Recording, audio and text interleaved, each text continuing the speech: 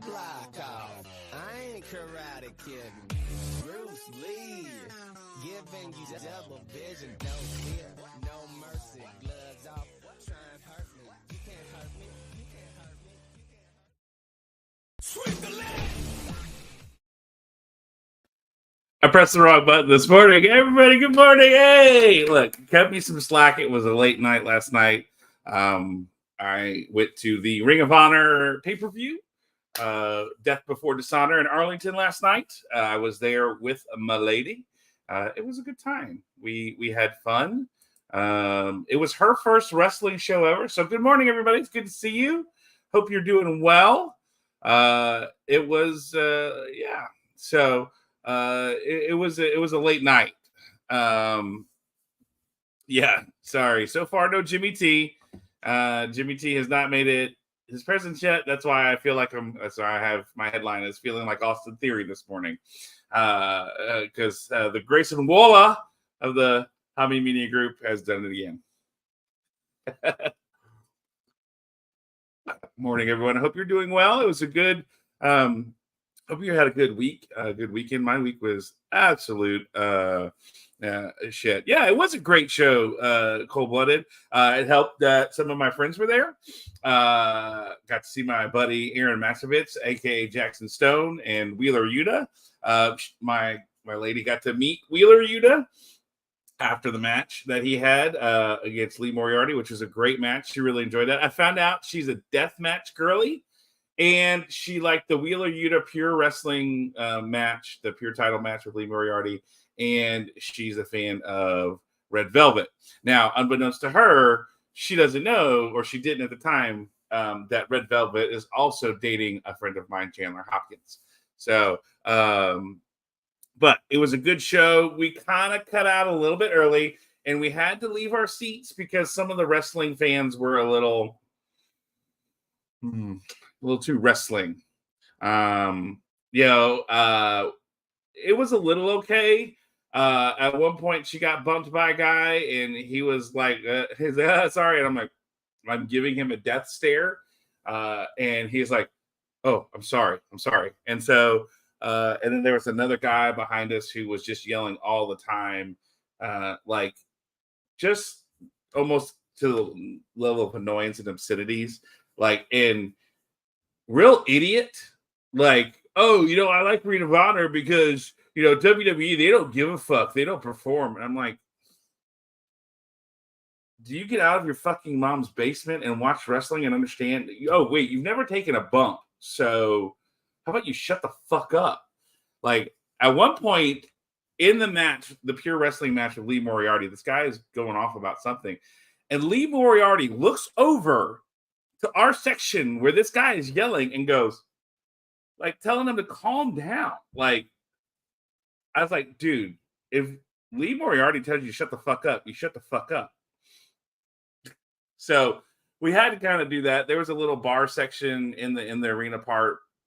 So we hung out in the back there for a little while for the last few matches. Had a good time. But we had a good time, and we got ramen at a place here in Arlington, South Arlington. Not far from the venue, and it's called Ninja Ramen, and it's open till like 1:30 in the morning, so that was great. It's like an izakaya ramen place, so that worked out real good. And then went home, dropped her off at her place, and then I came home. I think it was like 2 by the time I got to bed. So I got a plate today. I did weed eat. I'm gonna try to mow, but it's damp and may rain. And then we're having nap dates today. Today is a nap date day. And then tomorrow we're going to go watch Deadpool Wolverine, me, my son, and her kiddo. And then we're all going to do like shopping and dumplings and stuff like that. So it'll be fun.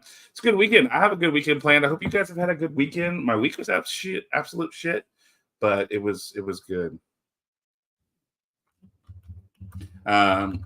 So I hope y'all had a great week, though. A good weekend. I don't know. It was good. So I did watch last night. Oh yeah. All right. So G333 Ball says Sammy Hagar's Best of Both Worlds tour is great if you like guitar, drums, and Van Halen music. Hell, They even get drunk and play Sammy sets. Nice. I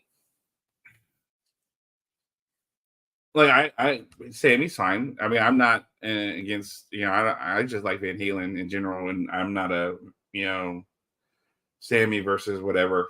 It's just music. I think it's great. Last night also too was interesting because we're coming into the venue in Arlington. It's the esports arena, which they did a great job of laying it out, and it looked really good. I enjoyed the venue because it was nice, good size. It was pretty packed.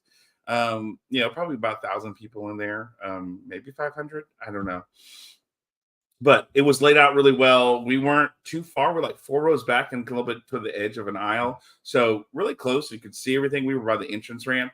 And then even when we went to the back where the bar was standing back there, it was still nice viewing and nice seating. But like apparently Morgan Wallen was playing the AT&T, the Death Star, Jerry World last night. So that was interesting. So when we pulled up to pay for parking at the esports arena, which was only $10, by the way, which to find parking that cheap in that area, it's freaking amazing. So she pulls up, she goes, "You're not with that cowboy concert, are you?" I was like, "What?" I said, "I'm here for wrestling." She goes, "Okay, good. This is parking for wrestling." I was like, "Yes, ma'am. That's where I'm here." She's like, "Okay, because there's a cowboy concert," and I found out it was Morgan Wallen, and I was like, "Oh, did he get sober enough to actually play it?" No, Morgan Wallen fan. So, but I don't know. It was a good night. We had a good time. I think next time we might try to go again while AEW and Ring of Honor are here in town. And I may get some comp tickets because we were going to see our friend Lady Frost last night. But, it's busy. Got a lot going on. And we left a little early because of the crowds and the people and everything. So, didn't get to catch her, but we may catch her again. You never know. So it was a good time. Good time was had by all. So I know some of you are wondering. I will share because I'm a sharer.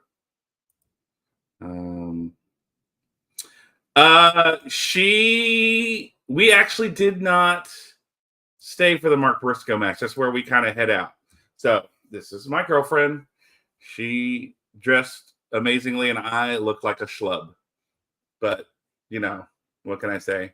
And see, we did make it to the show. We were in our seats. So yeah. So we did make it. She thought it was interesting. She thought Mark Briscoe, cold-blooded. She thought he was interesting. I think we started some of the main event, and she was starting to enjoy it, but also her social battery was full between the guys where we had been seated, and then meeting some of the people that we met, like Chandler and Jackson, and Aaron and Wheeler and all that. Well, she didn't get to meet Chandler, but she saw him and stuff, and just it was a tighter, bigger crowd of people. So I think her social anxiety was a little high. So, and she was hungry. To get to this wrestling show, she'd been working all week. She had drill last weekend in the Air National Guard and worked at her office in Corpus Christi. Came home Friday. She left Friday morning at like 5, drove all the way up here, turned around, got dressed. When she got here, said, "Hey, I'm home. I'm going to get ready. Come and get me." Okay, because it was like 4 or something. It's about an hour, and the doors open at 5:30. So because we were there for 0 hour and all that, so she got ready, got dressed, and looked freaking amazing. Like I walked in and I was like, "Oh shit." So and then mind you, hadn't eaten anything for most of the day. So we were going to get snacks there, but there was nothing that appealed to her. She got a little alcohol, which was good. And then so by the time like we almost left after the women's main event with Athena, but she stuck around for that. And we were kind of trying to coordinate with Lady Frost about, hanging out and saying hey. And because my girlfriend's kiddo, who's 17, thinks Lady Frost is the coolest, just because I've shown pictures of Lady Frost in some video and they thought they were great. So we watched a little bit, probably about the first 5 minutes, and she's like, I hate to do this, but I'm tired and I'm hungry and I want to go. I'm like, okay, that's fine. It's no big deal. And I was that way too. I hadn't eaten in a while because I had a busy day. So I think she likes him, but I think at the same time too, Cold-Blooded, it was more like she was at a point where she was ready to go. And she didn't, I could tell she didn't want to say anything, but she also knows that it's okay. She came out of a relationship where she couldn't, and she knows now that it's okay that you can say those kind of things. So it's nice to be in a healthy relationship and deal with people, but also nice to know that you can invite someone who's not maybe into wrestling and they want to go because they want to spend time with you. But in that process, you find out that she likes it. So I think she would have liked Mark Briscoe, Cold-Blooded, if we would have stayed though, but with everything going on. And I think I forgot about 0 Hour because it's a pay-per-view. So if I do something like that again, I may skip the pay-per-view part of it. And I may look at if we do a Ring of Honor or an AEW taping in the next week or two, before All In, I may look and see okay, if the doors open here, when does the show actually start? So, I don't know. We'll see. We'll figure that out. But it was a good time. It was a good time had by all. I've been vamping for a while because I haven't heard from Jimmy since last week when I texted him about the show, and he said, yeah, I'm good. Let's go. So, yeah, I don't know. I don't know. It's one of those things. I don't know. We'll see. I tried to call in some help, but I don't know. But it's also last minute, and I don't know who I could call. Unless one of y'all want to join me. If one of y'all want to join me, let me know, and we'll figure out how we could do that. So, Arzul, Cold-Blooded, G, 333 Ball. If y'all want to hop in here and just shoot the shit and talk whatever. Because if not, we've got to talk a pre-tape Smackdown that's 8 days before SummerSlam pay-per-view. I know why they pre-taped it, because the Ring of Honor pay-per-view was last night, and who can compete with that? No, last night was the opening Olympics.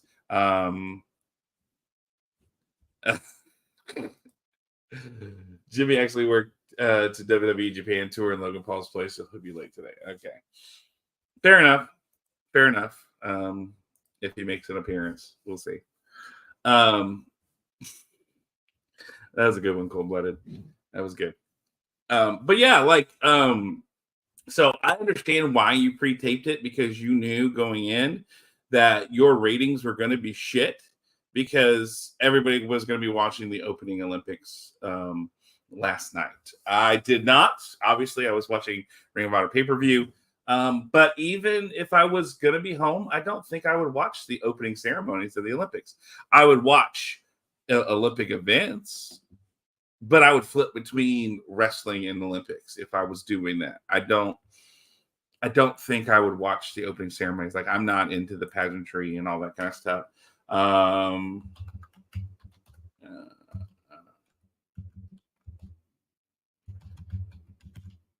Let's see. Let's see if we can see the overnights.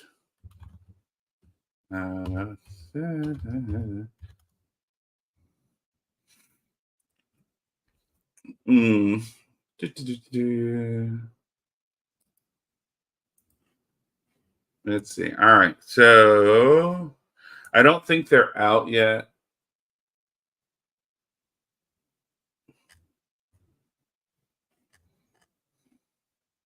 So let's look at last week's, right? So and see if we can get an idea of what that is. Okay. So let's see. We got the TV ratings for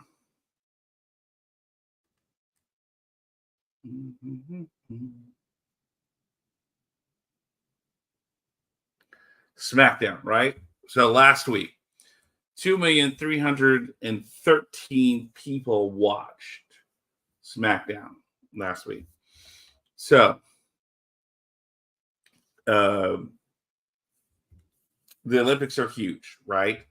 So the question becomes, what do you think that hit? We also know that it takes a hit when you go to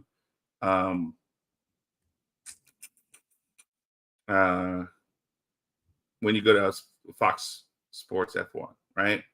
FS1. But right now, it's at 2 million, right? Consistently, except for the week of June 10th through the 15th, it was below 2 at 1.9, but consistently 2 million. Here's my question: are there enough wrestling fans to continue that and keep that number, or are there enough people who will do the Olympics and take that number away? So I'll be interested to see. Maybe help me remember next week. We're going to check it, and maybe see the ratings and figure those out. I think it's interesting to say the least.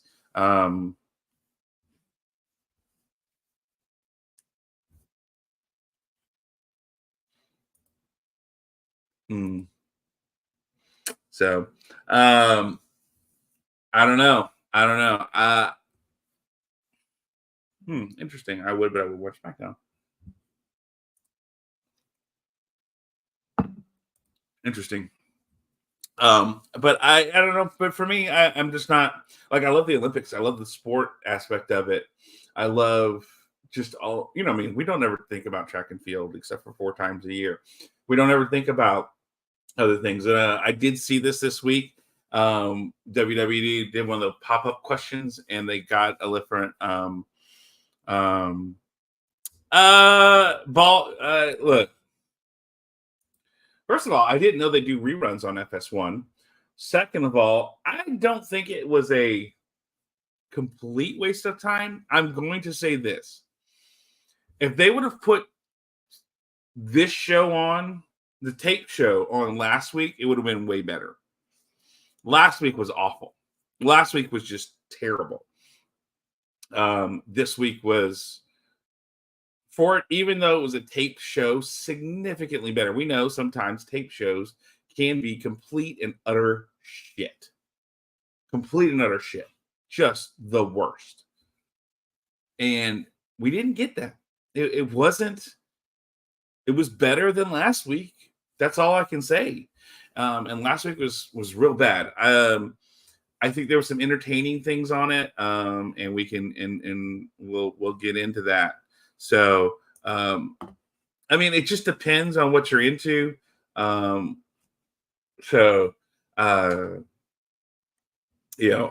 hate when they try. So we're back in Omaha. We'll just go into it. Let's just do it. Just Ball, I want to know when you watch the rerun. I don't know when they do that, but I don't want you to miss it. So let's go over to see if it's worth your time, and we can talk about it. They're at the CHI Health Center in Omaha, Nebraska. Again, it's a tape show. Corey Graves and Wade Barrett. So it starts off with clip lines from the Bloodline attacking Cody Rhodes and Kevin Owens. And so we come back to the arena in the Bloodliner with Nick Aldis. And we see that Tonga Loa has an eye patch, and Aldis tells Tonga Loa is not clear to compete, and they will have to forfeit their spot in the gauntlet.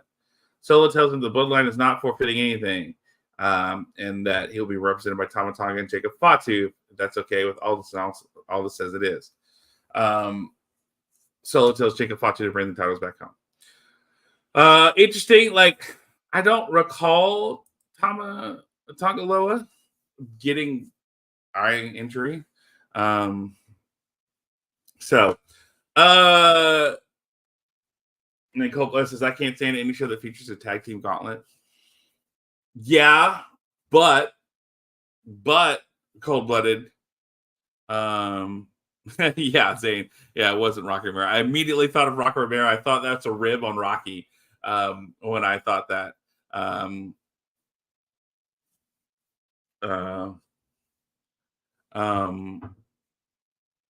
So Rocky Romero. I immediately thought of that last night, honestly, Zane. I thought that was a rib to Rocky. But I think here's the thing though, Cold-Blooded. I would rather have this show with that tag team gauntlet match than what was presented last week. I don't know. But yeah. And look, we know Tama Tonga and Tongaloa are from New Japan, so there's no way that wasn't a rib for Rocky, right? There's no way. So I giggled a little bit when I watched it, and I was like, okay, that's a Rocky Romero rib. So we have that moment there, and then we come back to we start the show with a match. We have a little bit of LA Knight and Santos Escobar and what happens between the two of them, and then we get into this match. And I'm not gonna lie, I was into this. It was a solid match. There was nothing to complain about these things. We are 8 days out from SummerSlam. Again, I know it's weird that you have to have a tape show 8 days out before SummerSlam, but hey, I felt like these guys put on a decent match just to open the show, right? Like, let's be honest. Yeah, they put on a solid match. And of course, LA Knight's looking like $1 million, and we've got to make sure that he gets strong, and he does, which makes you think, okay, well, maybe this isn't going to happen. And of course, I think it was last week that I realized that, hey, weren't Mike Tyson and Jake Paul going to fight? But then I realized, they're not, because Mike Tyson had an ulcer. That's what happens when you're, an old man and you're trying to box, I guess. Yeah. Well, I think, Zane, I think everybody knew, right? Right. I think they knew. It was announced last week that, through various sources, that it was going to be a tape show. So I don't think it was like, we're not going to fake it. Why? And I appreciate that. I do appreciate that. Like WWE said, yeah, this is a tape show. Fine.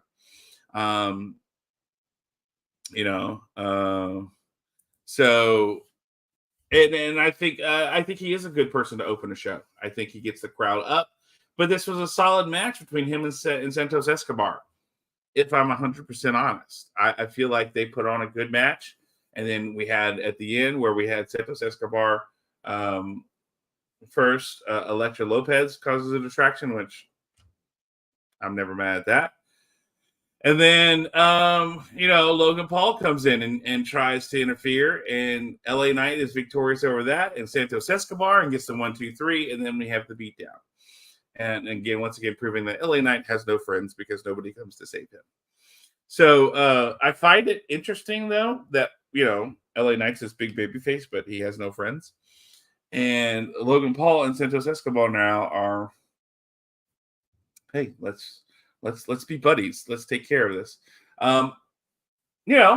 There's more unity in the heel locker room, apparently. So, and Revamp says, hey, yo, Smackdown was a nothing episode. It was more than last week. So yeah, I look, solid match between these two. And we have the beatdown at the end. And the whole part, wait, what? Okay, sorry. I'm reading the notes to kind of keep track of make sure I have everything in line. And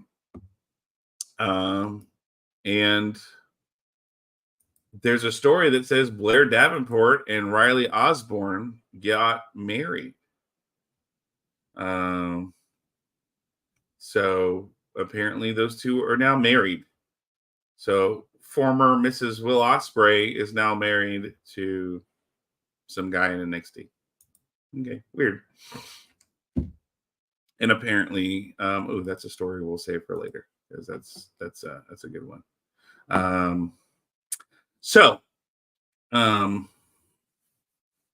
Goodness. So after that, we have Naomi backstage, and she doesn't know what Blair Davenport's problem is. Speaking of Blair Davenport, and then come Bianca Belair and Jade Cargill, who hype her up, and they have to go take care of business. So we have a commercial break, and we come back, and Logan Paul is backstage. He's stopped by Byron, and he tells them that he spoke to Mr. Cleveland. There's a surprise coming home for him at SummerSlam. Because LA Knight at SummerSlam, he's going to wrestle the Pride of Cleveland. Okay, cool. Yeah. And then out comes Jade Cargill and Bianca Belair. They want Abaddon and Isla Fire because they keep ducking them, and they said they're supposed to have the tag team champions, be tag team champions, and they're not there. And so they're going to be there tonight with their belts, and they're like, what? And then Alba Fire and Isla Dawn's music hit, and they come from behind. But then Bianca and Jade throw them out. 1, 2, 3. Cool. So we then have another commercial break, and Tiffany's backstage with a taped up briefcase. And then comes Nia Jax, who tells her that she will get her a new briefcase. And she wants to get revenge on Bayley tonight. So cool. Now, everybody's favorite is we kind of talked about that revamp, that it was but also, not only is it a tape show, but also it was the opening night of the Olympics. So, and the Ring of Honor, Death Before Dishonor pay-per-view, which I was in attendance with my girlfriend. So, yeah. So those are huge numbers that they're going to take away from your show. So, look, Jade and Bianca are great to be on the screen. I think they need to be on the screen as often as possible. And that's why the show was taped. It was that. Their money. They really, really are, and they dressed like it last night. I really feel like they need to be a part of SmackDown on a regular basis. You need to feature them as often as possible. To me, they're the pinnacle of women's wrestling. Like, as far as looks go, in ring, I would say Bianca is closer. Not quite. They're a step below on their ring work, but I think altogether, yeah. I know. It was a good show though, and it was my girlfriend's first show. And so I thought it was a good way to get her started, since we live here in Texas, and Arlington is about an hour away from the esports arena, and it's not a massive venue. So yeah, and Zane, that's what I said. I said if I were home last night, I don't think I would be watching the Olympics opening ceremonies. I think I would be watching SmackDown. Now, if it was just Olympic events, I might be doing the back and forth. So like next Friday, if there's some Olympic events I'm interested in, I may be doing the flipping of back and forth. But not for the opening ceremony for me. So, and I'm not a real WWE fan. I'm a real wrestling fan. And I think and I can go over it again about what happened with the wrestling fans around us and why we had to leave early. But, wrestling fans, be better. And when there's a pretty woman who's around you, don't be even more wrestling fanny. Just saying. So anyway, Jade and Bianca, I think, again, we're building to that idea of they're going to get their titles back. I feel like, I was at the pay-per-view last night. It was because we're local and it was her first show, and we met a few of my friends there. So she had a good time. She's a deathmatch girly. She likes Red Velvet, and she likes Wheeler Yuta. Yeah. So, yeah.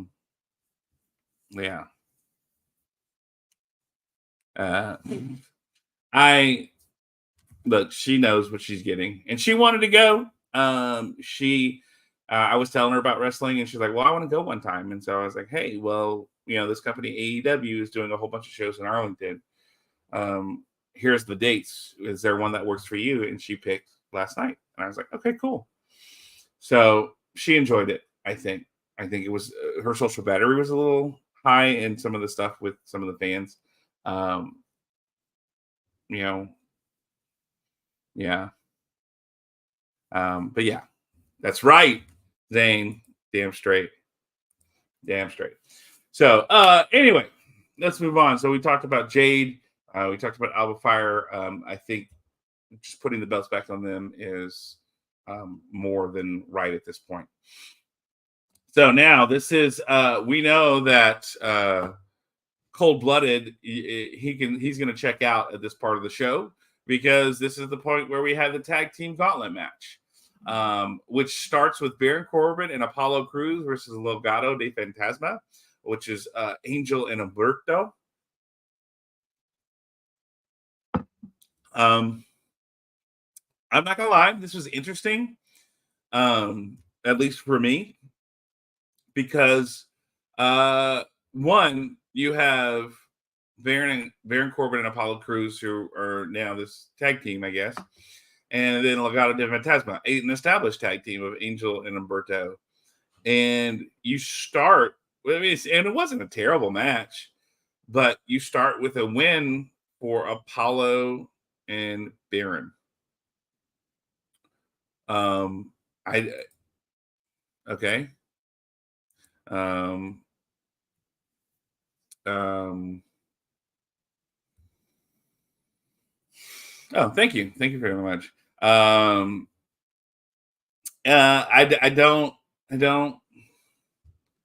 don't know. Like, to me, here's my thing, right? Legado de Fantasma is supposed to be a faction. This just makes, pardon me, this just makes their faction look awful because you have Santos Escobar, who won earlier, and Elektra Lopez, who looks only as she can look and can get in the ring and work it. And then you got these two who just continue to job out, continue to lose, continue to, whatever. We had the story with Andrade, and I think it was Angel trying to recruit Andrade and that not working, and he looked like a fool, doing that. I mean, it just, I wish they've done nothing for Angel and Humberto. And I mean, I know I said a while back they're going to bring them in and make them Legado de Fantasma, and they're an upgrade from the LW of Joaquin Phoenix and Wild, whatever his name is. And I really still feel that, but like I feel like they're not doing them any favors with the way they booked them to make them feel like a heel faction that's scary and you got to watch out for. So because of that, now we then have Baron Corbin and Apollo Crews going over. Yeah, maybe they have heat, revamped. I don't know, but you have an unestablished team of Baron Corbin and Apollo Crews who wins the first match and eliminates them in the first round of this gauntlet tournament. It wasn't bad. Like they seemed like they all worked well together and the match flowed well. I just, here we go. That's interesting. So then after Legado de Fantasma is eliminated, we come out to the Street Profits. And the Street Profits I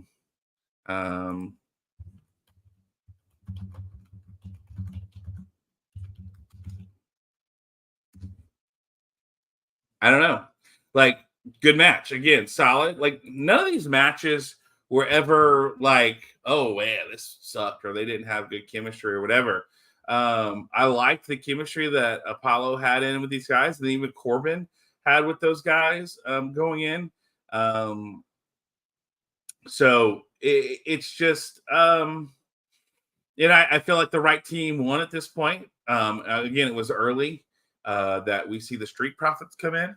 Oh, really? I didn't see that.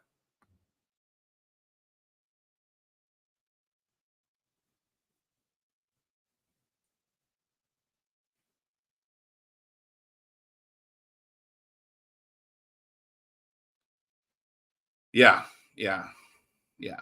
So I didn't hear that Apollo landing on the back of his head. Interesting.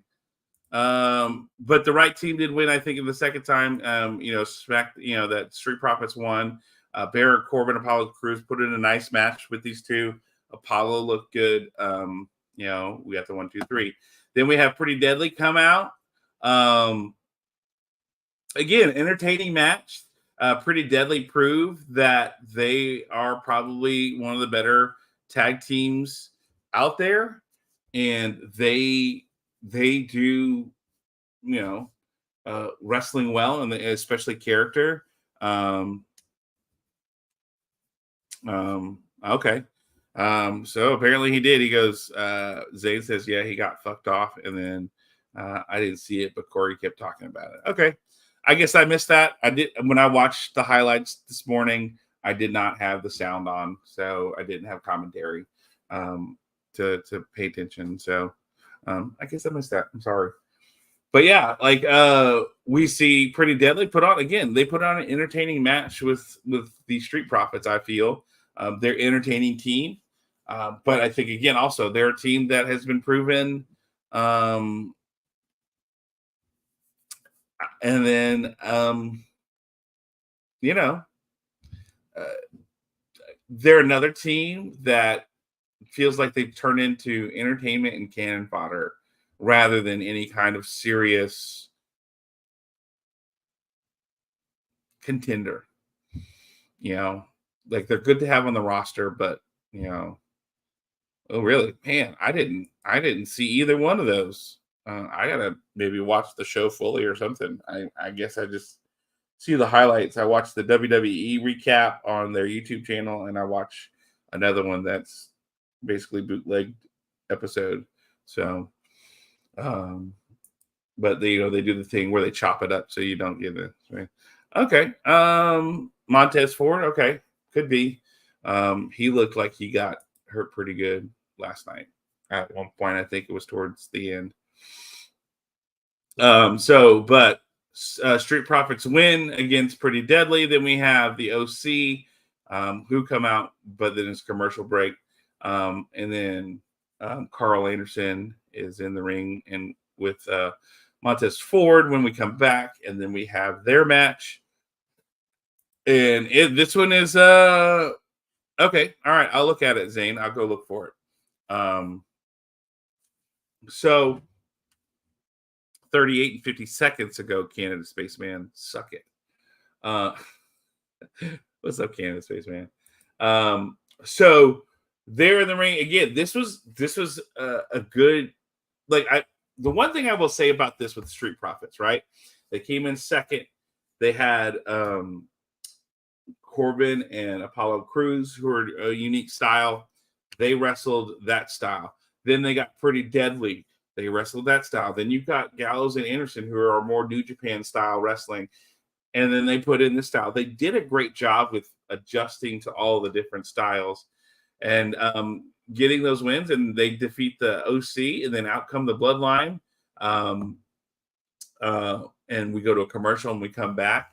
And we see here just the level.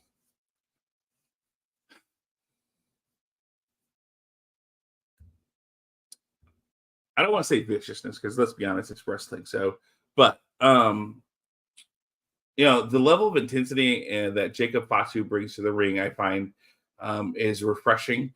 Because he feels that it,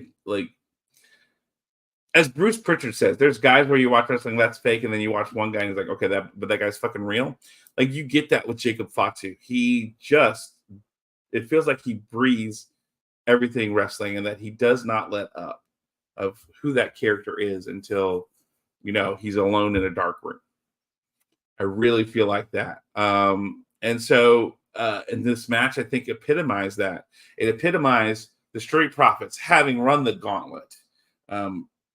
Per se, and putting in all these different style matches, and then they have to face the Bloodline, who are just bruisers and brawlers, and have a numbers advantage, and they're just going to do things to defeat you that you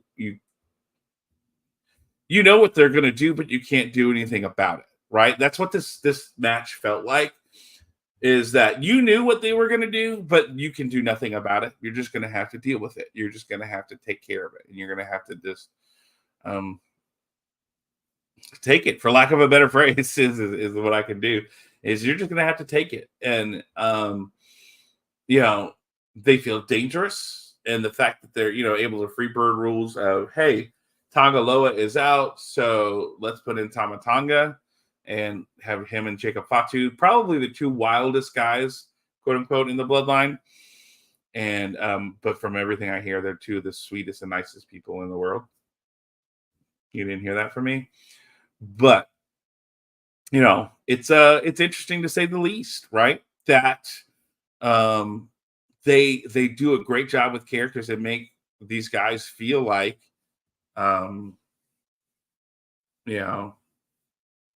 yeah. And I will say that, Candace Face, I mean, it looked like they were going to go the distance, and they ran into the bloodline, and the fact that, hey, the bloodline wasn't going to be in there, and then they were, and yeah, DIY, I don't know,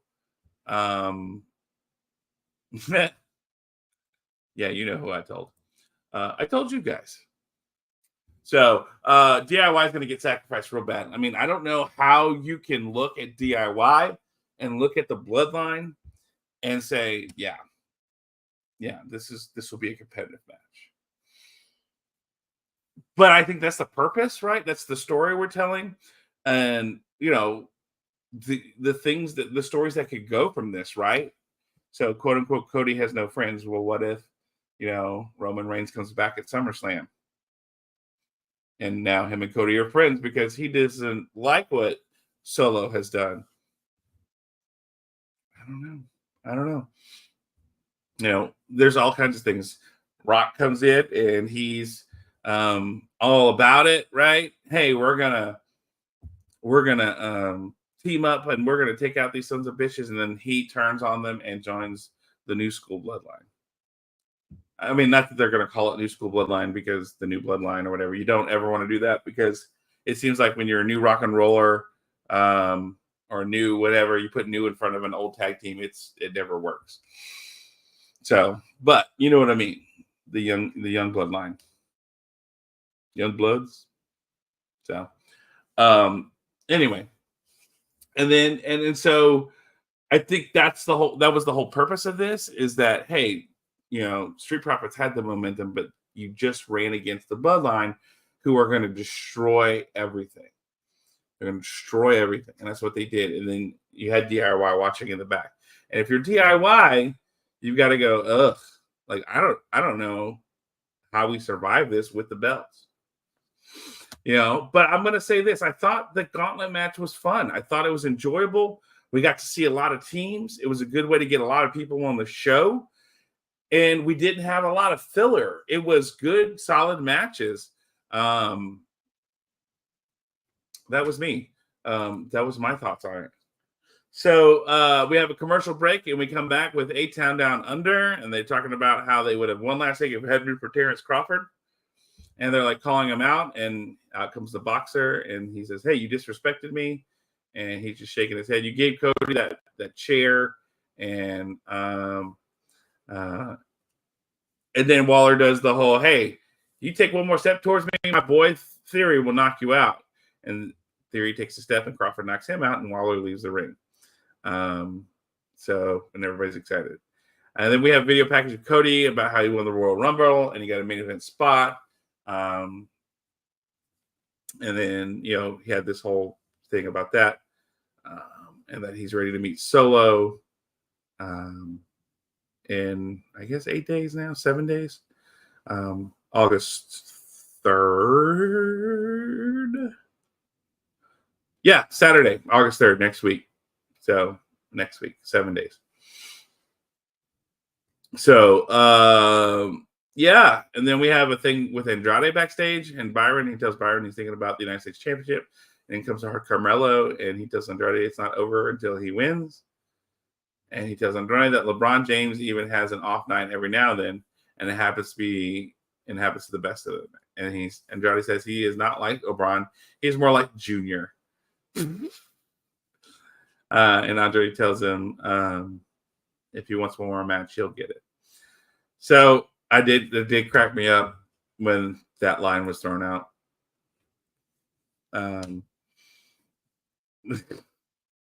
Bloodline 2000. Cold-blooded. That was good.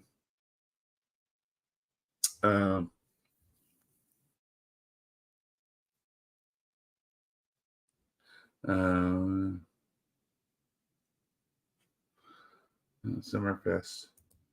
Can't I got a little pissed off when they showed photos of WWE in Japan. Looked like they got better shows than SmackDown. Well, look, you got to remember too, though, WWE Japan, they're working with Noah, they're working with Marigold, they're working with All Japan. So yeah, they're able to get better matches, and they bring people over there to do what they want to. And of course, they brought Shinsuke and AJ, some of the guys who have had experience in Japan. So yeah, you're going to get better shows. It's a tour, right? And what are you trying to do? You're trying to get into that territory, and now you're trying to give the rub to All Japan and Noah because you're wanting to compete with New Japan. And we all know how notoriously hard it is to get into Japan as a company, especially when you're a gaijin. And so, yeah, it makes sense that you're going to put on banger shows and you're going to have main event stars over there, and you're going to put them up against Noah and All Japan and Marigold stars because you're trying to earn and win over that territory. WWE does good there, but not on a consistent basis, and they're not there on a consistent basis. So the goal being, when you think of WWE, you think of All Japan, New Japan. I mean, not All Japan, Noah, and Marigold when you're there. So they make those appearances, and you give the rub to the rest of that roster. So now when you think of WWE Japan, you're thinking of those other companies as well. That's the strategy. That's what they're doing. So, of course, you want to have shows with some banger guys on there. Of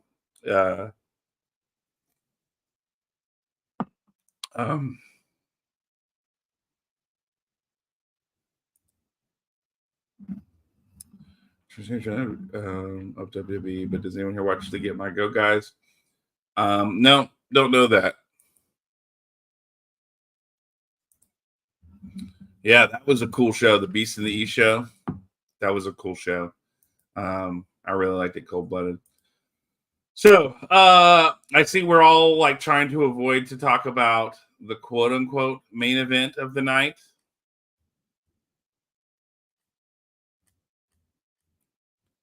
And this is where like the bottom fell out for me. We have the main event of the night is Tiffany Stratton and Nia Jax versus Bayley and Misha.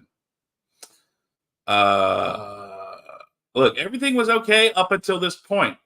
I didn't need this as a match, right?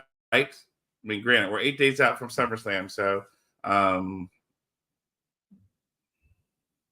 don't know. This match was unnecessary to me.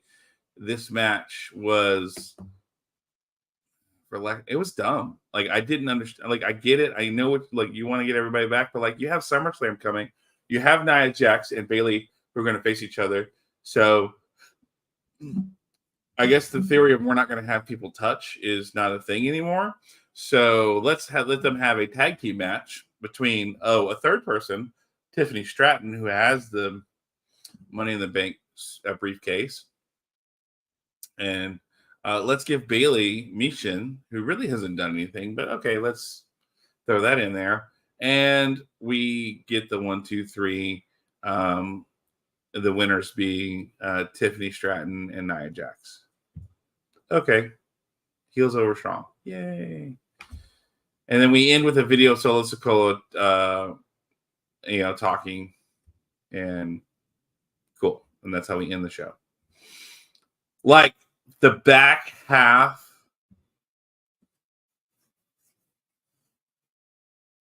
Tiffy time was a bad time indeed.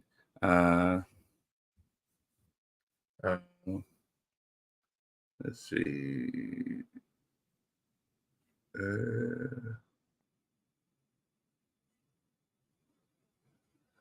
Yeah, womp womp. That's how I felt Womp womp. That's how I felt with the end of the show. It's like we just right.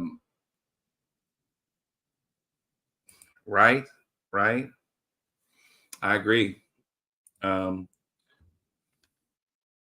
don't want to say it. I was going to be rude about her husband, but I'm not going to do that.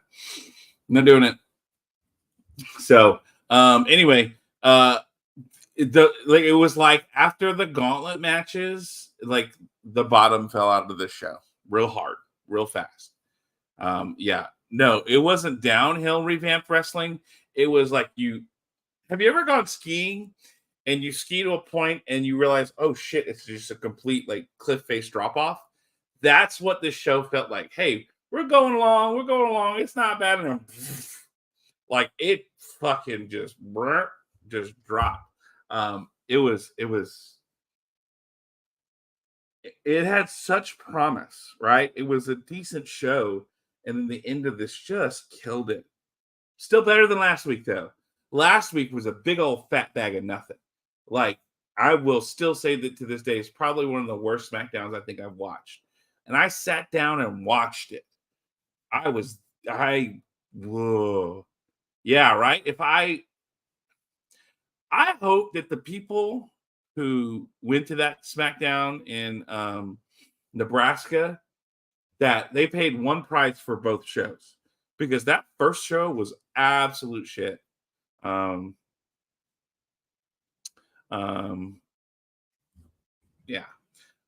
Look, yeah, like if you're gonna watch it, go for it, man. It was pretty decent.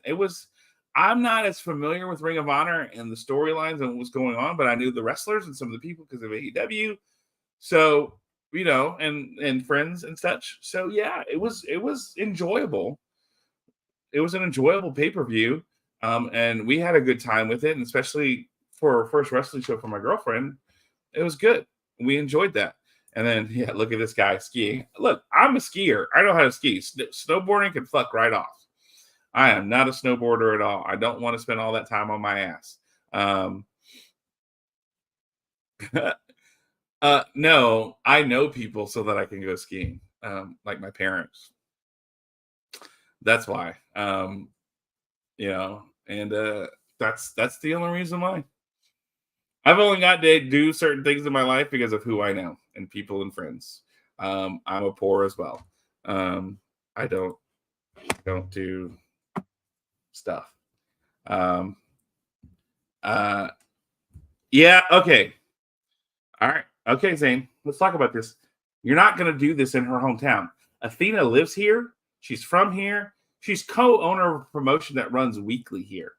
She's not going to lose that belt here. And you already had Red Velvet beat Billy Starks for the TV title. So that wasn't going to happen either. And so you've already earlier in the night, you had Red Velvet beat Billy Starks for the women's TV title. I knew going in that Athena wasn't going to lose this match. One, it was hometown. Two, you already had Billy Starks lose the match. Yeah, that was, I think booking wise, it was the smart choice. But I think in all actuality, going in, it was already written that was the case. So I don't know, right? They had opportunities to take this belt off of Athena before. So I don't know. It is what it is. But good show. Yeah. The Wheeler, if you're highlights of the night for me, I'm not a big deathmatch person, but my girlfriend liked that one.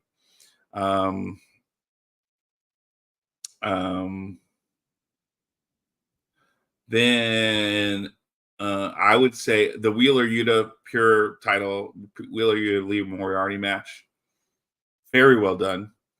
Great match. I enjoyed that one a lot. And I like the Pure title. I think it's good.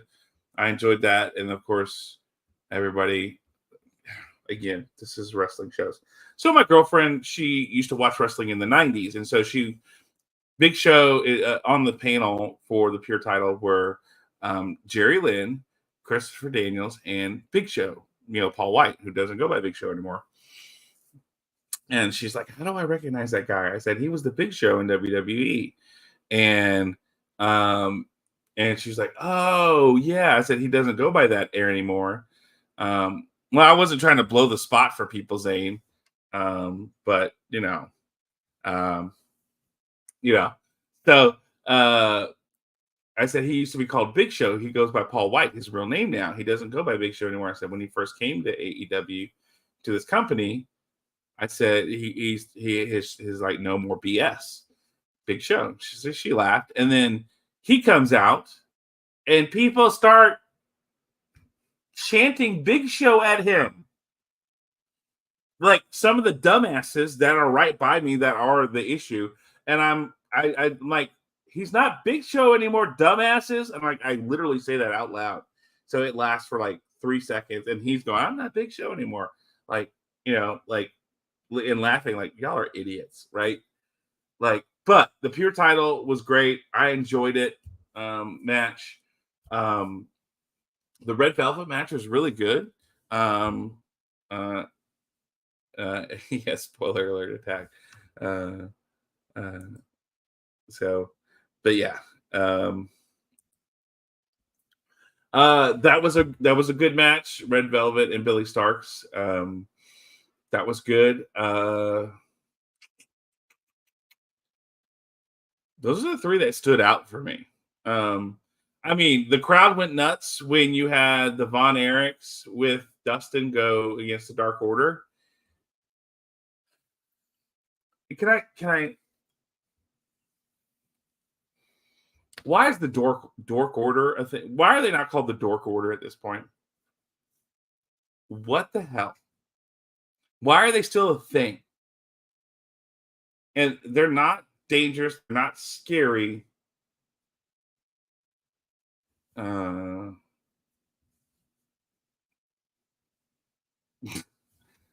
Damn, bro. Zane coming in with the shots. He'll always be the Big Show. He just won't be on any. Damn, son. Woo. Yeah, they wrestled last night. Whoever won between them and the Dark Order got a shot at the Battle of the Belts tonight. Got a shot at the 6-man belts. Yeah, they were a thing last night. Yeah, and I don't know why. I don't know. I don't understand why. Yeah, I don't understand why. I don't get it. All right, let me rate this show. Let me rate this taped show competing against the Olympics and Ring of Honor, Death Before Dishonor.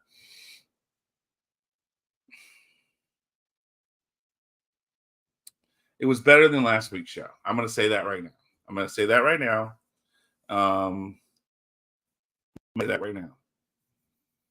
It was better than last week's show. So I've got to give it like a D+, right?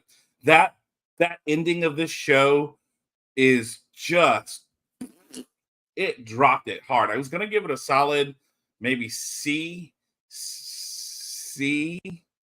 for a taped show. Like, look, for tape shows, I'm going to grade a little higher.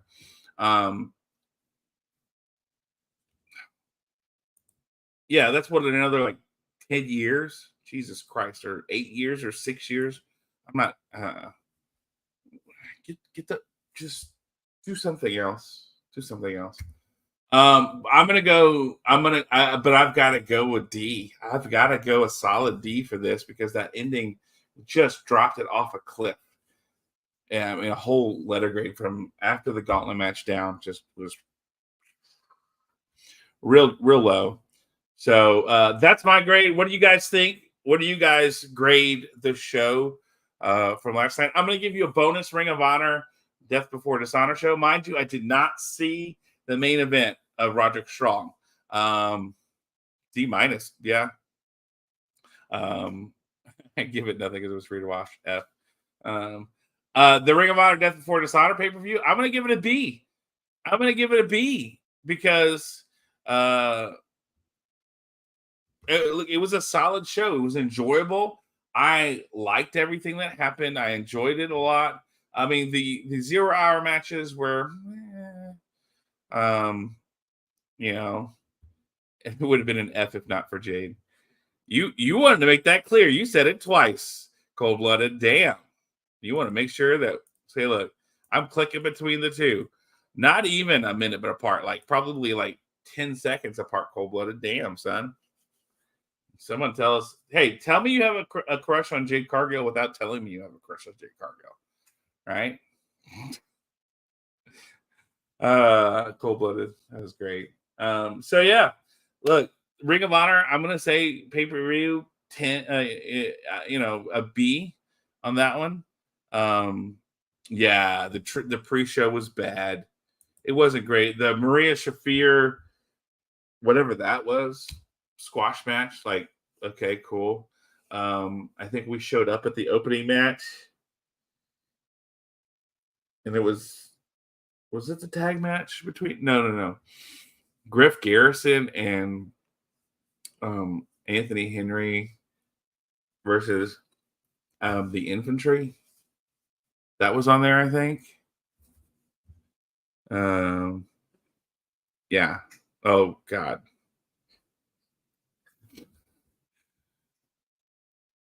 Speaking of Don Stevens, last night at one point,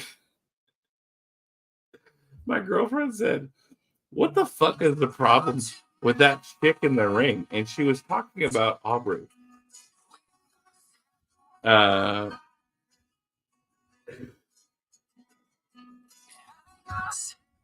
And I said, "Oh, that's Aubrey Edwards. She's one of the referees, but she doesn't make it about herself." And she goes, "The fuck?" Like, it's like she's trying to draw attention to herself the whole time. Yeah. I'm like, yeah. Is that who was on with Maria Shafir revamped? Is that, because I mean, we walked in and it was like, oh, okay. And it was less than 30 seconds. Yeah. No, the ROH the 0 hour show don't. Yeah. So yeah, the pre-show was interesting to say the least. Most people can't stand Aubrey. I don't think my girlfriend can either.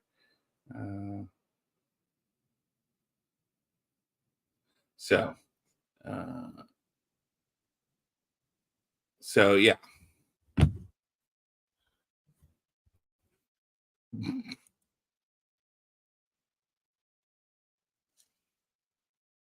That's funny. Okay. Then I must have missed that because we got there a little after 6. I think we pulled into the lot at 6 and then parked, and then it was probably like 6:10, 6:15 after we got through security. So I might have missed that. Oh, okay, that was Rampage. Okay.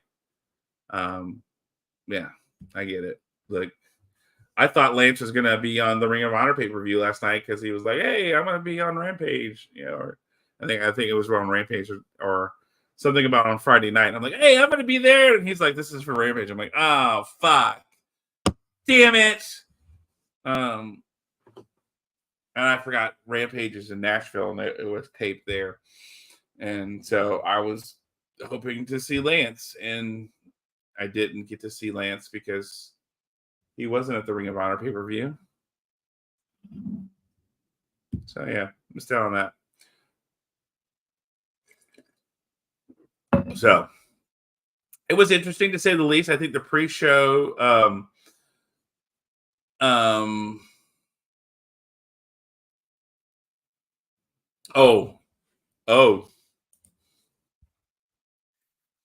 that was the other thing, right?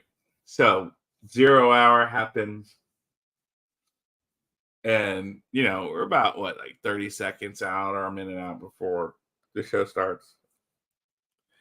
And old Tony Snow comes out. And my girlfriend's like, who the fuck is this nerd? And I said, that's the guy that owns the company AEW and Ring of Honor. I was explaining that AEW owns Ring of Honor. They brought him out. This guy, Tony Khan, owns it. His family owns a football team, you know, the Jaguars. She's like, oh, okay. And so I know it was a lot. So I was just giving her small snippets. And she's like, and so she comes out, she was like, who the fuck is this nerd? And I'm like, yeah. I said, this is Tony Khan. He's the owner. And she's like, what a fucking dork.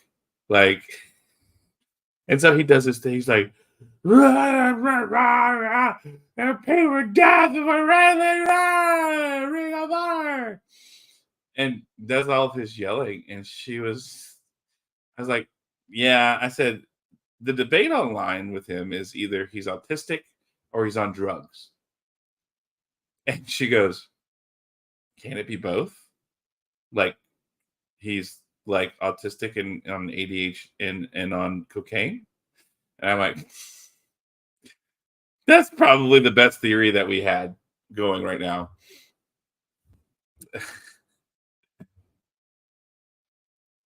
Yes, he did. Yes, he did. He did. He was and it's like, you know, and like, yeah.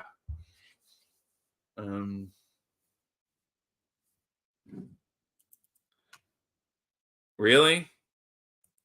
Because he came out looking like he was high as fucking. He was either high on cocaine or just pure autistic right before the pay-per-view. You know, with the headphones around his neck and the microphone in his hand, and you know, just I don't know, like, but the fact that I forgot about that. The fact that my girlfriend was like, "What the fuck is this problem? And who's this nerd?" Yeah, look, my girl is fucking cool. Look. Yeah, my girl is cool. And you saw how hot she was, right? And so at some points of the night, because of the spacing and the seating and the nerds, there were parts of the night where, and I mean, she's not a tall lady. She's maybe 5. She was wearing her boots, so she was a little bit taller. So she's maybe like 5'3", 5'4" in her boots, and so she's more like 5'1". Yeah, right. I know my girlfriend is fucking awesome. So at some points of the night, because she's tiny and she wants to see, and people like, so even sitting she can't see. She just sat on my lap, and it was awesome. You know, oh, she was cringing lots. It was more about the nerds around her. So at one point, one nerd, like this guy next to us, and I'm telling you, epitome of a wrestling nerd, just like tiny little man, like, but like not tiny, right? You know, like short, fat. And him and his buddy were there, and he's whatever. And I see his arm go up, and then I guess he steps on my girlfriend, and like he kind of looks, he goes, sorry. And I'm like I'm giving him like the death stare, like, and he goes, oh, sorry. I'm so sorry. I apologize. And then there's another guy behind us, and he spilt a little bit, and I'm like, I just turned and I looked at him, and he was like, I'm so sorry. You want a drink? I'll clean it up. And so she was fine, but we did have to leave the seats after a while because it was a little much during the Lee Moriarty pure match. Yeah, the fuck kind of look. Yeah, that was what it was. I didn't have to flex. You know, they were just like, yeah, we get it. My bad. So I don't think I think they realized we don't fuck around. Yeah, the fact, and then like one guy, and I told a guy like, hey, if Lee Moriarty tells you to shut the fuck up, you shut the fuck up. Oh yeah, total virgins. And I think the guy that I had to tell that to shut the fuck up was autistic or something, because he just, I don't know. He already sounded drunk and he wasn't drunk. Have you ever met someone who like they sounded drunk and they weren't drunk, but he was also an idiot by like pretending like he knew about wrestling, but he didn't know shit. Like he was like, "Oh yeah, man, people in WWE, the Ring of Honor is better because people in WWE, they're superstars. They don't give a shit. They just give their money. They don't perform." And I'm like, I was trying.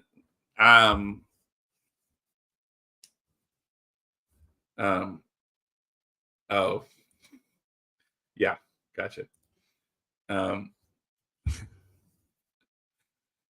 So like I'm trying at this point not to get into a fight in the thing, because God, some of these fans were such dumbasses and just idiots. And so like he's like, oh, and I'm like, I wanted to turn around and say, have you ever taken a fucking bump? Do you know what a ring is like? Do you know what they do? No, you don't. Shut the fuck up. Like, I don't know. Sometimes wrestling fans, and I warned her ahead of time. I said, wrestling fans are weird. They're nerds. They're virgins. They'll smell. Yeah. Right? Yeah.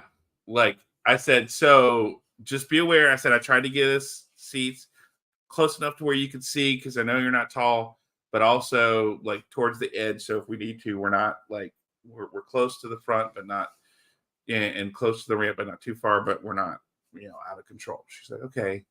And so, yeah, it was whatever. So, but wrestling is good. Wrestling is fine. Everything is wonderful with wrestling. As we talk about that, right? We want wrestling to succeed and we want wrestling to do well. So, hey, I hope Ring of Honor continues to do well. But also, one other kind of news and interesting note that happened this week. Pluto TV, if you don't know, Pluto TV is the free ad-supported streaming service. They announced that they are going to have an exclusive Women's of Wrestling channel coming in September. So if you follow Pluto TV, if you watch any of that, and if you follow Women's of Wrestling or WoW Women's of Wrestling, it's going to be starting the weekend of September 14th. Season 3 will start. But during San Diego Comic-Con this week,